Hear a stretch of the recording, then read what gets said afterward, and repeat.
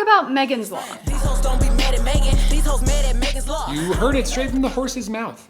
So there's been tons of beef between Nicki Minaj and Megan Thee Stallion for months now. Nay, years. In Megan's recent single, she goes on to diss Minaj by saying her haters aren't actually mad at her, Megan, but mad at Megan's Law. Megan's Law is a federal law that passed in 1996 and requires sex offenders to publicly disclose their information, like their name and address. The law was named after a young girl named Megan who was killed and had unspeakable things done to her by this literal piece of human fucking garbage. As it turned out, this man had already been convicted of assaulting other kids in Megan's neighborhood. And Megan's parents argued that they would have protected her had they known that he was living in the neighborhood. So they fought to pass Megan's Law. Most states went on to pass their own versions of Megan's Law, often with even stricter requirements, which is why you can probably search online for what sex offenders live in your neighborhood. So why is this a diss towards Minaj? Well, back in the 90s, her husband was convicted of first-degree attempted rape of a 16-year-old girl and is now a registered sex offender. And he actually got in trouble in 2020 for failing to update his address when he moved to California in violation of California's Megan's